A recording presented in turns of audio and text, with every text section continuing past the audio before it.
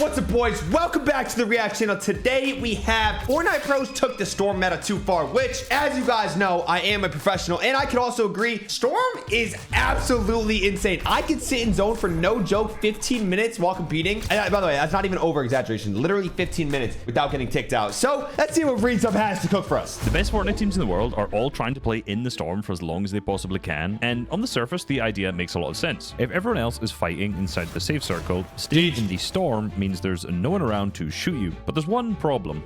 What happens when everyone starts playing in the Storm? In the EU FNCS Grand Finals, when the 5th zone appeared, on average, 64% of the lobby was still in the Storm. But that's the crazy. FNCS winners realized something that the rest of the lobby didn't, and that was that the Storm meta was outdated. The most valuable time to play the Storm is during the partial zones, as you can skip the most difficult part of high-level competitive Fortnite. These are zones 5, 6, and 7, where the zone is half in and half out. This is because everyone from the previous zone is forced into this edge of the circle that creates what's called the congested side. Then rotating from here is extremely difficult. Let's take the first game of EU Grand Finals and look at how difficult this rotate is for Ivan and Hizix. From their position in the 4th zone, they pull the 5th. Then the 6th zone pulls to the south, which is max distance for them. They overdrive grenade and immediately get beamed for 100 by Sayaz and Scary, meaning Ivan then has to use 2 of his 3 big pots to heal. Now, since they are the last team to rotate into the 6th zone, they start to get lobby focused by the rest of the players who have already rotated in. They survive, but now have to use the last of their shield. Why do they fight that? They just didn't make it in, so they need to build a few boxes in again, so they get lobby focused for a second time. On top of this, because they've taken so much damage on this long rotate, they're now below the Storm Surge threshold, and they are just getting ticked. Ivan goes down, leaving Hizix as a solo, who's now 300 below the Storm Surge threshold. To make matters worse, the 7th zone, the next one,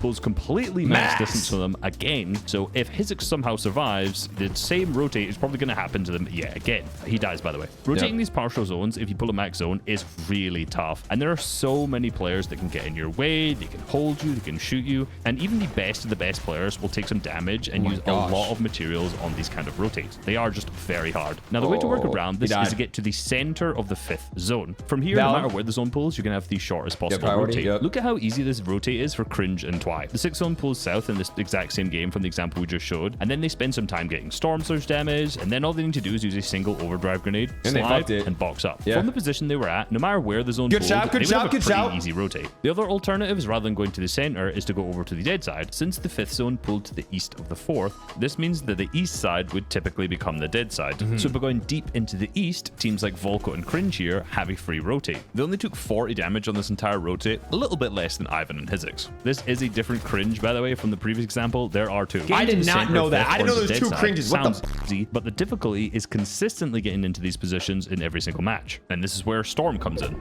Over the years, there have been a lot of different strategies for this. Like in 2024, when Peterbot and Poyo won the global championship, they used forecast to show one zone ahead of them, and then they go up onto the loot island and use fizz launch pads, and the next zone would show whilst they were in the air, so they could just land in the best position one zone ahead. In 2025, when Queasy, Swizzy, and Murstache won the FNCS global championship, they traded early surge and then just played medkits in the Storm until the 5th zone appeared, so they could just choose a really good position in basically every game. And then in FNCS Major 1 of this year, Sky and Scroll basically did the exact same thing and adapted the strategy for duos and really made it very popular. So the strategy they popularized is very simple. You play medkits in the Storm until the 5th zone appears, rotate to the center or dead side, and then you have a priority rotate to a good position in the 6th zone, and then again you'll have another good rotation into the 7th. But the thing is, this worked for Sky and Scroll last season, but when you win an FNCS with a strategy, most people tend to copy this.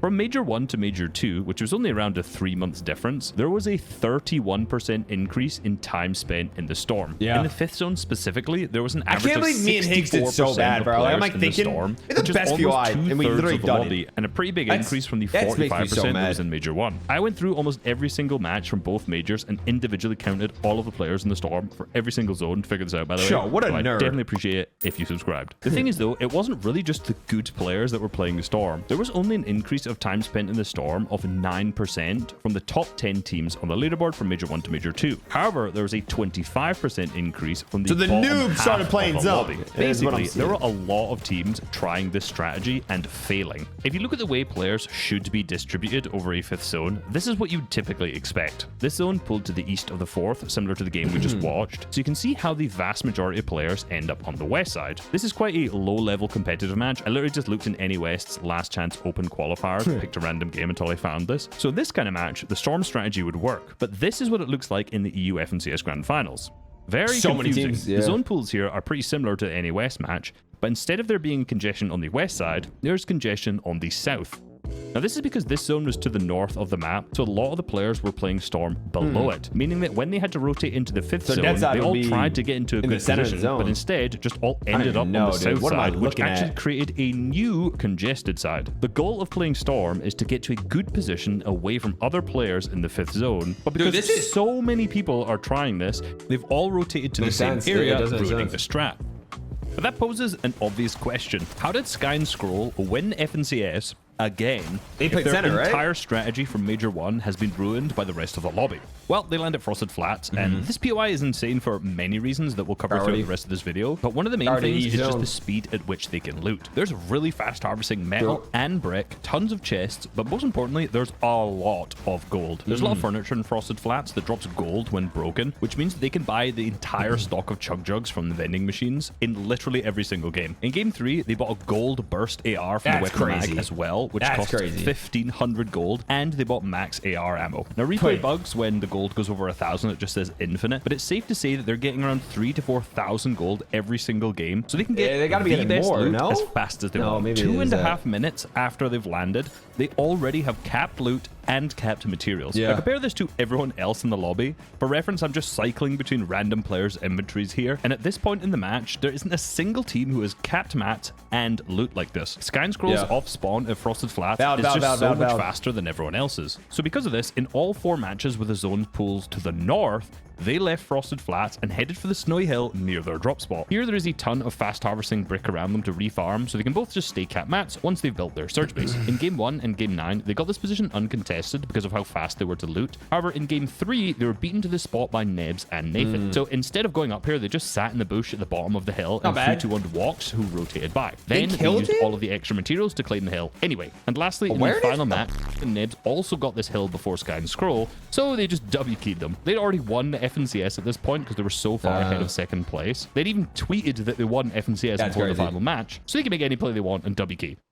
So whenever you get in the zone pulled north, they took this hill, and this hill is really important. Winning before when the that's so pulled to the north, it's pretty much bang in the center of the first zone. And look at how that plays out for them in Game 1, the match we've already looked at earlier in this video. They pretty much just sit here getting Storm Surge tags until the 5th zone appears, so they don't move for 9.5 minutes. Then they just use a single overdrive grenade to go to the 5th zone. Then from this position, they can just hold all of those teams rotating in from the storm. So because they're slightly away from the edge of the zone, they've essentially countered their own strategy from the previous season. Now from this game, we already know that the 6th zone pulled south, so they barely need to move from this spot. But what's really interesting is then how they play around this max 7th zone that goes south. They play this game really well, but still end up in a congested side just based on the way that the zones have pulled. And we already know how tough those rotations are. So what they do is they wait for the storm to catch up, and then they overdrive grenade west, away from the lobby and deep into the storm. This is very they smart. play their chug jugs that they bought earlier on to survive, and then they just overdrive grenade again to get into the 7th zone, essentially skipping this entire rotate. A lot of the other teams couldn't do this rotate because they played so much storm earlier,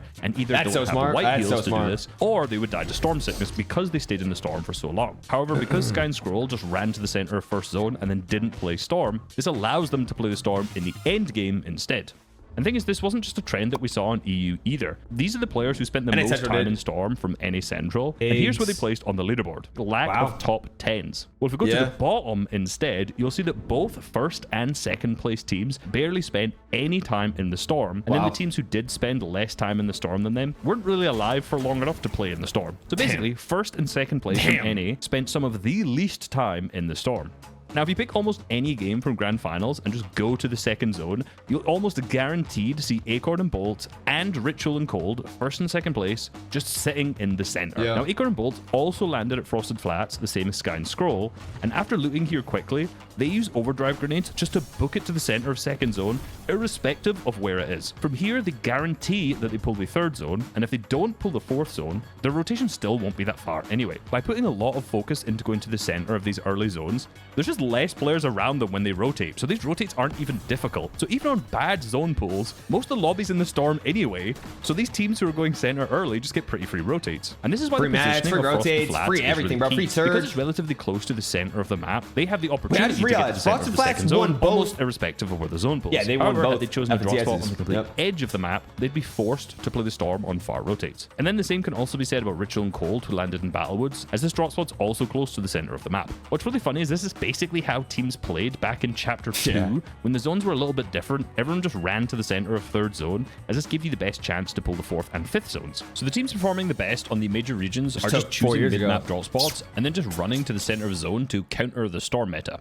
However, I very specifically said that Sky and Scroll don't play the Storm when the zones pool north, but they do actually play the Storm in other zone pools. But to get around everyone else copying their strategy, they've evolved it. Now, if you enter the Storm in the second zone, as they did in Major 1, you'll be able to stay there until the fifth zone, as you can't stay longer due to storm sickness. But because Frosted is close to the center of the map, they can Surge Tower here, and then even if the zone pools far, they won't enter the Storm until the third zone instead of the second. In this match, the zones pool central, so they base inside of Frosted. They're able to stay here until the fourth zone without going into the Storm. However, the fifth pool is completely max distance for them. They wait until the zone starts closing and then overdrive northeast, again away from the rest of the lobby. Here they're planning for the worst case scenario where the sixth zone pulls to the north again, as then they could wrap into the center from this position. Instead, it pulls back south. Now, the sixth zone deals 5 damage per second, but because they've entered the Storm so late, they can survive by using medkits and overdrive grenades without getting storm sickness. No, the team this can means do they it. can rotate all the way into the center. It's kind of like how we played, but obviously we did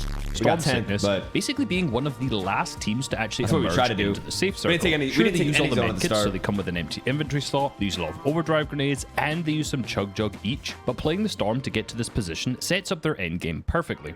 Now, just before the 7th zone appears, there are a total of 5,051 materials held by all players. Then by the end of the 7th zone, this is down by 39%, with each duo on average using 54 builds to rotate the 7th zone. However, since Sky and Scroll were centered on the 6th zone, as soon as the 7th zone appears, they just use one overdrive grenade and then make a single box. They're not quite in the zone yet, but once the zone opens up, they then just repeat this again to get into the center of the 7th zone. On the 7th zone rotate, they used 27 builds total, when on average every other team is using 54. So because they went into the Storm later into the game, they were one of the last teams to leave the Storm, allowing them to choose a good spot in the 6th zone rather than choosing a good spot in the 5th. And you can see how this makes every single endgame rotate easier more zone, I thought. FNCS winners countered the Storm meta by either just running to the center of 2nd zone or by playing Storm much later than everyone else. But as important as your positioning is, knowing when to rotate is actually much more important. This concept is called zone priority, and I have a full video covering it and how to master it, which you can watch by clicking right here. Hey, this was a good video, bro. It basically explained how FNCS winners, Acorn Bolts, and Sky and Scroll played it. It seems like it's common sense, but like they're just ahead of the meta. That's really what it was. If y'all did enjoy this react video, I'm gonna be more consistent. I want to react to all sorts of things that you guys like. So if you guys can comment stuff that you guys like and subscribe, it really mean a lot to me. And I'll see you guys in the next react video. Peace.